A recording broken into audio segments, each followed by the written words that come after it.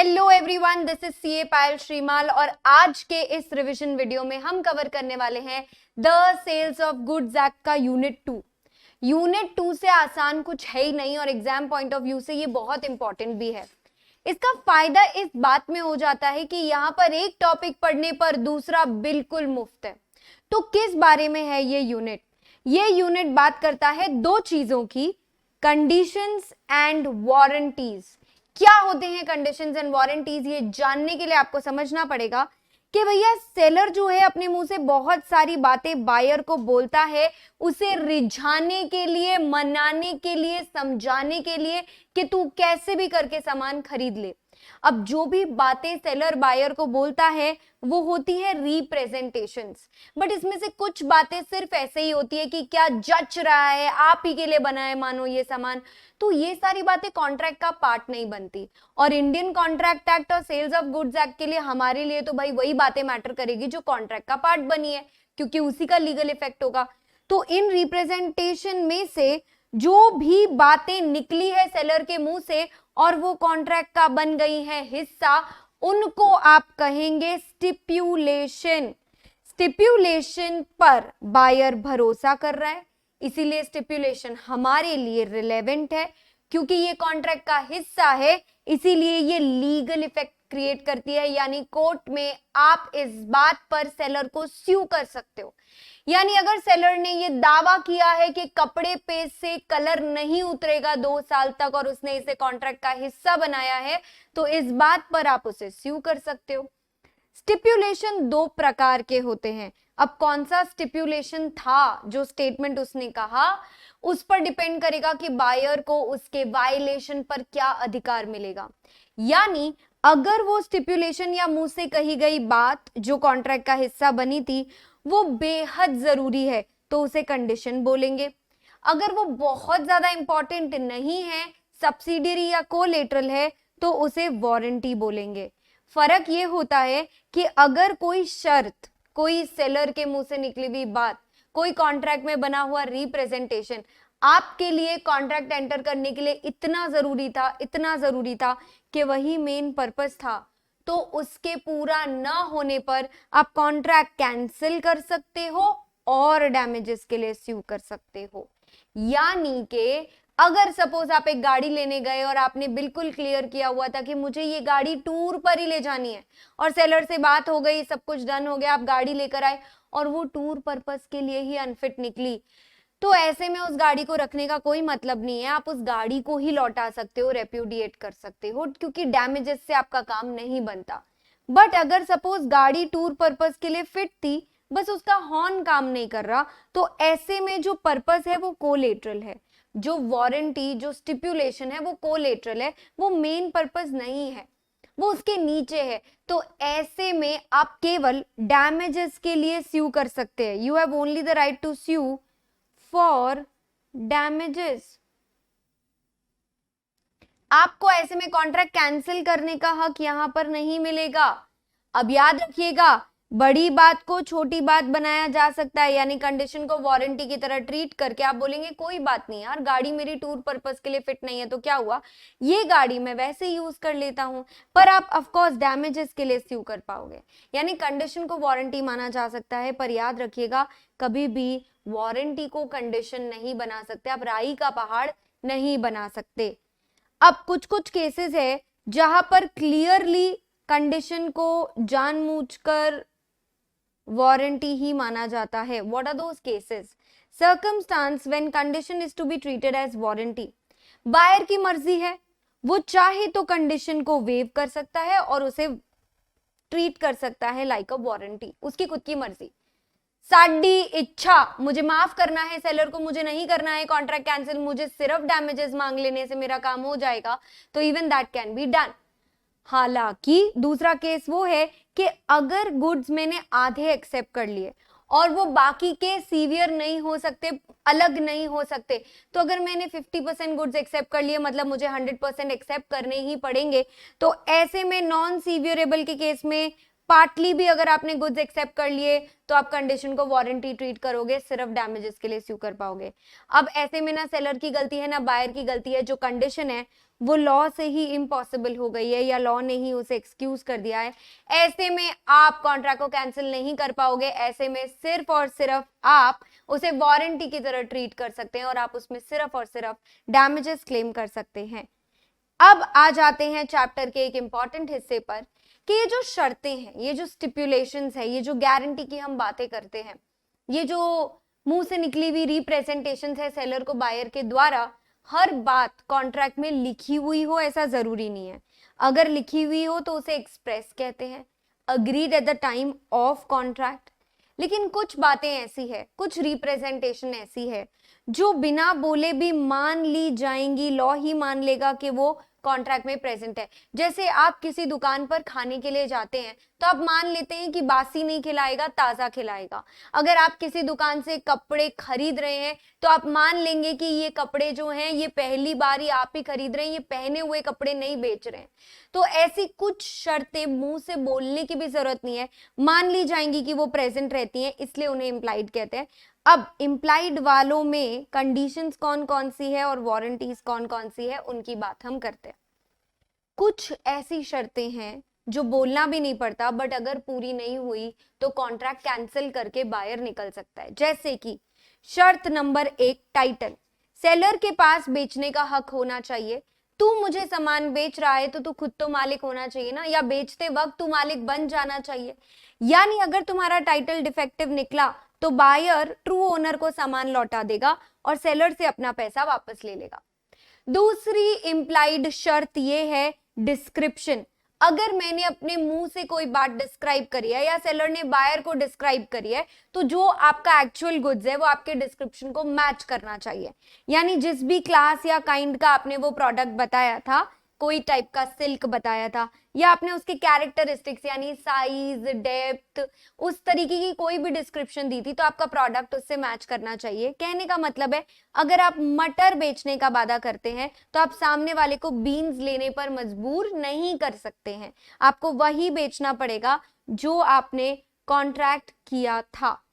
अगली जो शर्त है वो बहुत ज्यादा जरूरी है आपके एग्जाम पॉइंट ऑफ व्यू से, क्योंकि ये तीनों में आती है, इम्प्लाइड कंडीशन, इम्प्लाइड वारंटी, और एक लास्ट टॉपिक जो आएगा जो इसका पूरा कॉपी है वहां पर भी ये रिपीट होता है।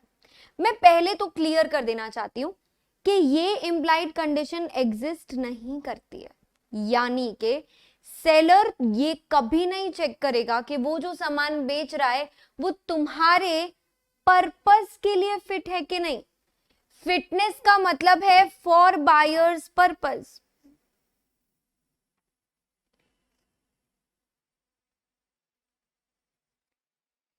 सेलर कभी चेक नहीं करेगा कि बायर के पर्पस के लिए उसका सामान फिट है कि नहीं। अरे भैया ये काम तो बायर का खुद का है।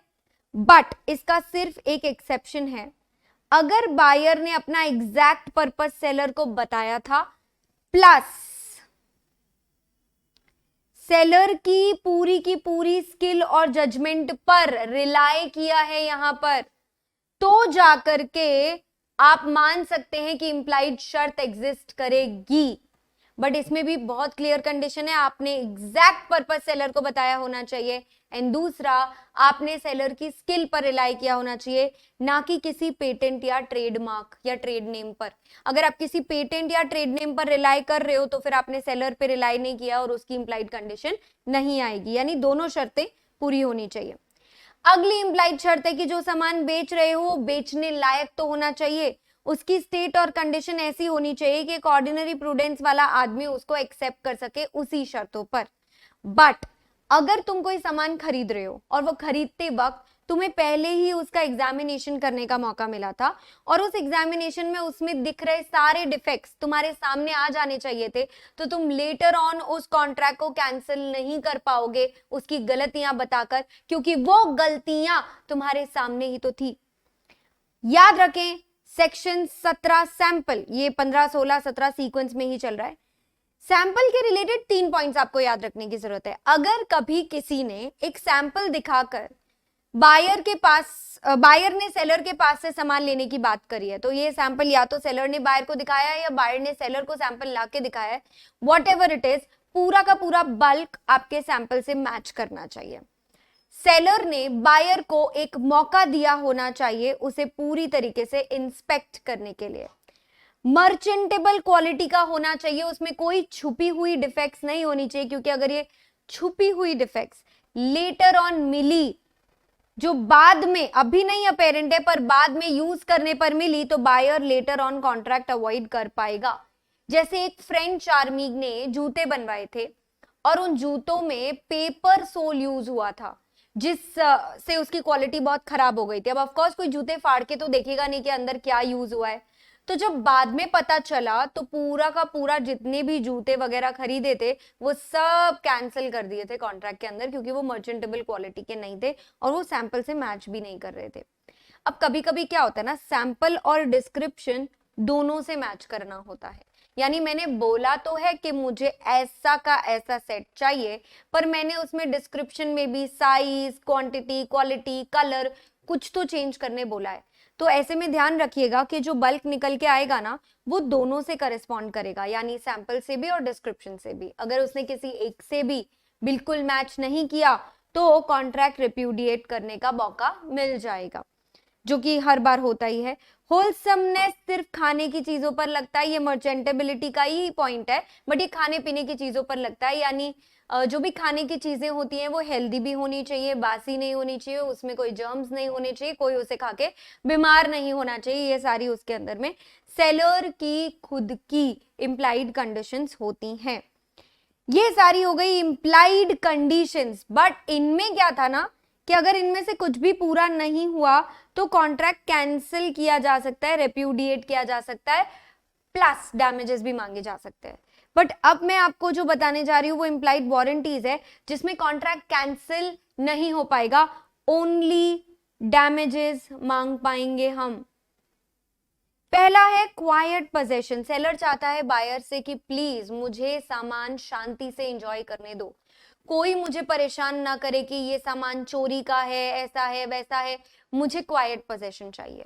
सेकंड, सेलर ने बायर को कोई भी गिरवी चीज नहीं बेची होनी चाहिए, क्योंकि अगर आपने कोई गिरवी सामान किसी बायर को बेचा है तो जो आपका क्रेडिटर होगा वो जाकर बायर को तंग करेगा। ऐसे में हमें क्लियर करना है, we want it free from any charge और इनकम्बरेंस। सेक्शन 16 क्वालिटी और फिटनेस, सेम पॉइंट आ गया वहां पर, बस ये बोल दिया है कितनी बार, ट्रेड एंड कस्टम्स, मतलब हम जैसे प्रैक्टिस करते हैं ना उससे ही पर्पस क्लियर हो जाता है। जैसे अगर आप एक केमिस्ट की दुकान से अगर हॉट वाटर बैग खरीद रहे हो तो किसी को भी पता है कि उसके अंदर हॉट वाटर डलेगा और उससे सेक होगा शरीर का, तो हॉट वाटर बैग के बहुत सारे पर्पसेस नहीं है, उसका ट्रेड एंड कस्टम से ही पर्पस क्लियर हो जाता है। Next, warranty. अगर सेलर को मालूम है कि गुड्स का कुछ डेंजरस या हैजार्डस नेचर है, इफ यू नो कि कोई प्रोडक्ट है, कोई गाड़ी है, कुछ है जो खराब है, तो आपको वो क्लियर कट डिस्क्लोज करना चाहिए, वरना उसे सामने वाले को जो भी नुकसान पहुंचेगा वो आपसे डैमेजेस मांग लेगा। इसके साथ आपकी इंप्लाइड वारंटीज एंड कंडीशंस भी फिनिश हो जाती है। जो लास्ट पार्ट आता है यूनिट 2 का is an exact copy of what you have already red. It is a doctrine and the name of the doctrine is caviar tempter. Caviar tempter का मतलब होता है लेट द बायर बिवेयर। आप अपने आप सामान खरीदने जा रहे हैं तो आप खुद ही चौकन्ने रहिए। कस्टमर खुद ही अगर अवेयर रहेगा तो उसे ही तो मालूम है ना कि वो क्या खरीदने जा रहा है, क्यों खरीदने जा रहा है, कैसा खरीदने जा रहा है। सेलर आखिर अपने प्रोडक्ट की बुराई क्यों करे? आप सुनेंगे कभी किसी को ये बोलते हुए कि हाँ ले जाओ, एक बार में कपड़े का रंग छूटेगा, अगर 2 बार में फटा नहीं तो नाम बदल देना। कौन अपने प्रोडक्ट की बुराई करेगा? इसके लिए क्लियर बात है, सेलर की ड्यूटी नहीं है ये कि वो ये ध्यान रखे कि बायर को ये सामान क्या करना है, कहां पहनना है, कैसे यूज करना है, ये बुद्धि बायर को खुद को लगानी चाहिए। सेकेंडली, सेलर की ड्यूटी नहीं है कि वो अपने ही प्रोडक्ट की कमियां सबको एडवर्टाइज करके बताए, उसका तो काम होता है अपने प्रोडक्ट की तारीफ करना। और अगर वैसे भी कोई चीज है जिसको बायर देख के बता सकता है, उसमें कोई डिफेक्ट है, तो ऐसे में आप सेलर को रिस्पॉन्सिबल नहीं ठहरा सकते। बट अगेन कुछ रिस्पॉन्सिबिलिटीज जो अपन ने इंप्लाइड कंडीशंस मानी थी वो तो रहेंगी ही, जैसे कि same to same description, fitness as to quality, merchantable quality, trade usage, sample, sample plus description, and ये एक लास्ट पॉइंट जो यहां पर ऐड हुआ है, जो आप अलग से ध्यान रखोगे, वो है अगर सेलर एक्टिवली कुछ छुपाने की कोशिश कर रहा है, कोई डिफेक्ट छुपा रहा है, कहीं से फटा हुआ प्रोडक्ट है या गला हुआ प्रोडक्ट है या सड़ा हुआ प्रोडक्ट है और वो उसको छुपा के रख रहा है या फ्रॉड करने की कोशिश कर रहा है, तो ऐसे में सेलर की जिम्मेवारी होगी, क्योंकि बायर चाह कर भी वो देख पाएगा नहीं। एक केस स्टडी और आती है फिटनेस एज टू क्वालिटी और यूज में। हमने कहा था ना कि फिटनेस और क्वालिटी में क्या है, ये इसमें कोई इंप्लाइड कंडीशन नहीं होती। बायर को खुद को पता होना चाहिए कि वो अपना प्रोडक्ट क्यों खरीद रहा है, लेकिन इसमें एक शर्त थी, अगर उसने सेलर को बता दिया पर्पस प्लस सेलर की स्किल पर भरोसा करके उसने प्रोडक्ट खरीदा है, तो ऐसे में सेलर रिस्पॉन्सिबल होगा। This is exactly what happened in Priest versus last.